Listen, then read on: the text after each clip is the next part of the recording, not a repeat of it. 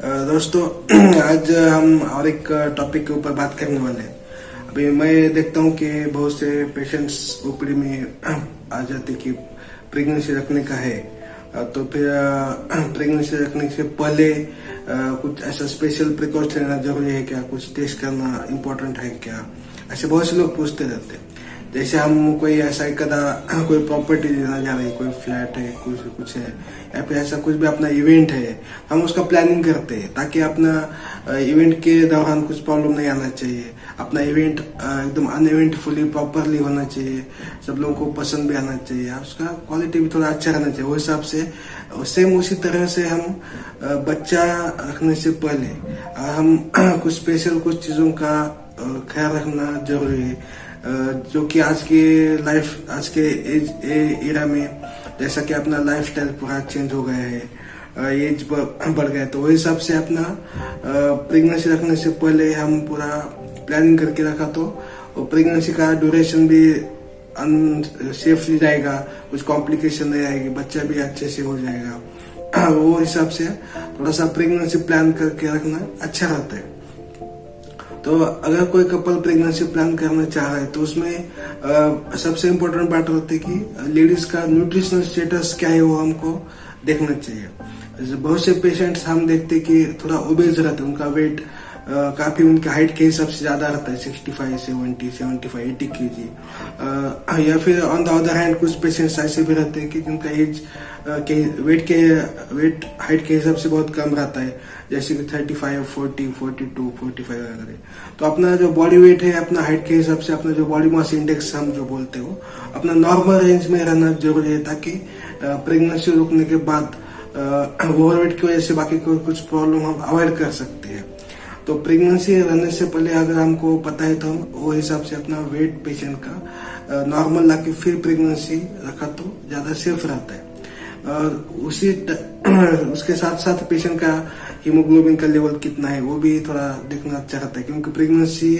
रखने के पहले लेडीज का हीमोग्लोबिन 11 to 12 रहना अच्छा रहता है, ताकि क्योंकि एक बार प्रेगनेंसी रहेगी तो शुरू में 3-4 महीने लेडीज को थोड़ा सा उल्टी आते रहता है, तो हीमोग्लोबिन का लेवल थोड़ा सा कम हो जाता है। तो शुरू में ही समझो लेवल कम है तो और नीचे जाएगा, इसलिए प्रेग्नेंट रहने से पहले लेडीज का हीमोग्लोबिन 11-12 के आसपास होना चाहिए। साइड बाय साइड उसका लेडीज का कैल्शियम का इनटेक अच्छा होना चाहिए, विटामिन डी, विटामिन B12 का लेवल भी थोड़ा सा नॉर्मल रहना चाहिए, ताकि प्रेगनेंसी में वो उनका शरीर उसको अच्छे से साथ दे सकता है, थ्रू आउट प्रेगनेंसी कुछ प्रॉब्लम आने का चांस कम हो जाता है। दूसरी बात है कि प्रेगनेंसी रहने से पहले जो कुछ ऐसा इन्फेक्शियस डिसीजेस ऐसा कुछ रहता है, जैसे कि HIV है, हेपेटाइटिस B है,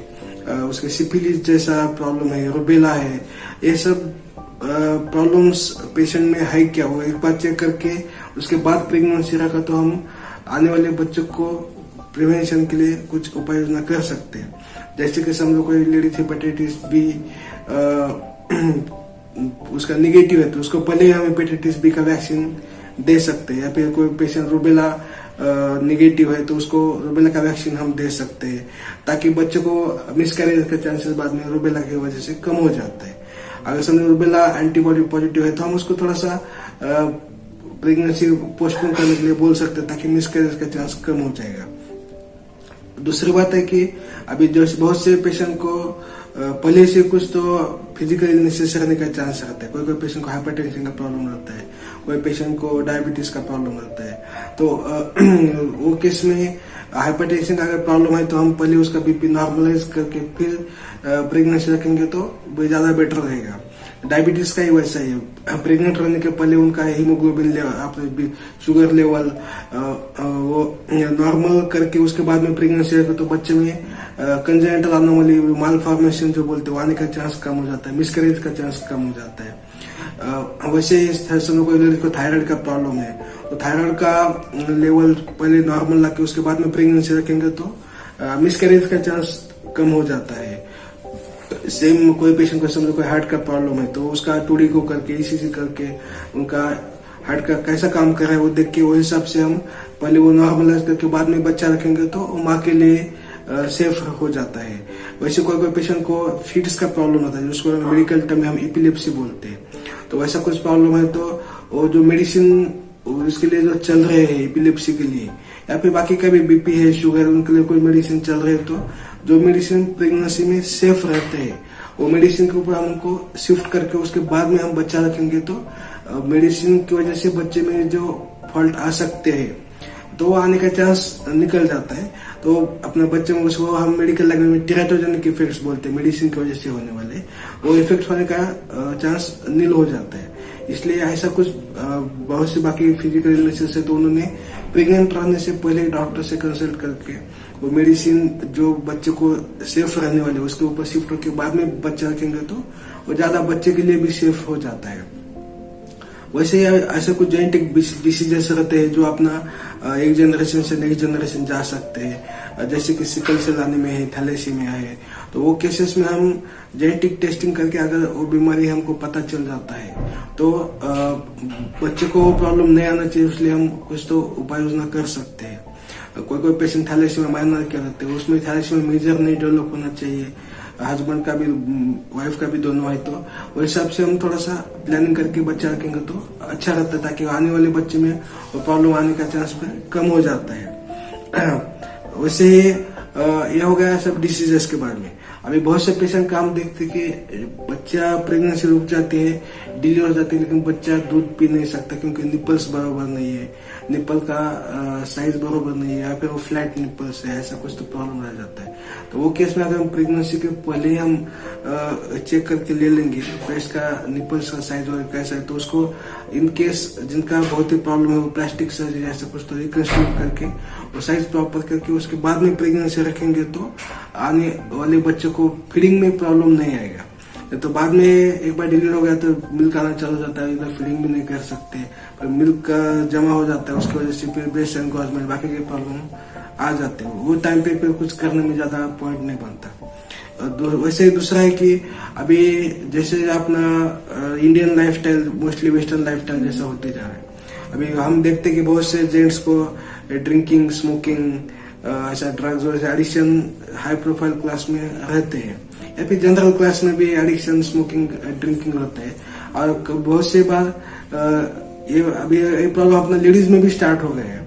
तो बहुत से कुछ लेडीज एडिक्शन स्मोकिंग करते हैं जो हाई प्रोफाइल लेडीज है या फिर एडिक्शन ड्रिंकिंग करते हैं, तो वो सब चीजें प्रेगनेंसी रखने से पहले बंद कर दिया तो आने वाले बच्चे को ब्लड सप्लाई कम हो गया, बीपी बढ़ गया, ऐसे प्रॉब्लम आने का चांस कम हो जाता है ताकि बच्चे को ब्लड सप्लाई अच्छे से जाता है, फिर बच्चे का ग्रोथ भी अच्छे से हो जाता है और बच्चे में कुछ बाकी का कुछ प्रॉब्लम आने का चांस कम हो जाता है। तो ये सब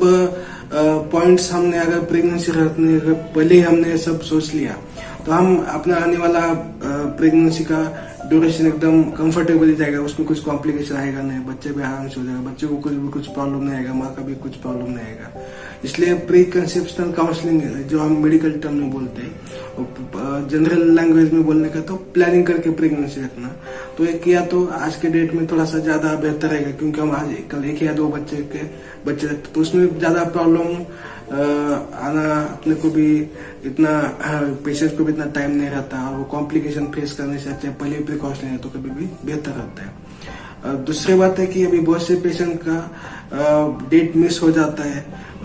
उसमें मैक्सिमम 5-6 दिन के बाद प्रेगनेंसी टेस्ट करना अच्छा रहता है। और प्रेगनेंसी टेस्ट पॉजिटिव आ गया तो कभी कभी आउट ऑफ स्टेशन रहता है तो अपने गायनेकोलॉजिस्ट को जाके दिखाने में उनको टाइम लगता है, तो वो भी अपने को पहले प्रेगनेंसी रहने के पहले अगर पता हो गया कि हम क्या प्रिकॉशन लेना चाहिए तो अब मिस करने का चांस कम हो जाता है। जैसे कि एक बार डेट मिस हो गया, प्रेगनेंसी टेस्ट पॉजिटिव आ गया समझो, तो उसमें हेवी वेट उठाने का नहीं, ज्यादा ट्रैवलिंग फिर करने का नहीं और ज्यादा सीढ़ी माला आफ्टर ज्यादा जाने का नहीं और फिजिकल रिलेशन रखने का नहीं प्रेगनेंसी टेस्ट पॉजिटिव आने के बाद। ये 4-5 चीज का ख्याल लेडीज लोगों ने रखना चाहिए पेशेंट्स ने, ताकि वो उनका डॉक्टर्स को पास जाके दिखाने में टाइम है तब तक कुछ तो वेट उठाया, अबॉर्शन भी हो गया, ऐसा नहीं होना चाहिए। इसलिए तो ये सब चीजें आपको पता होना चाहिए, इसलिए मैंने एक वीडियो स्पेशल अपने पेशेंट्स के लिए और बहुत से पेशेंट पूछ रहे थे इसलिए मैंने बनाया था। होप ये आपको काम में आएगा। Thank you.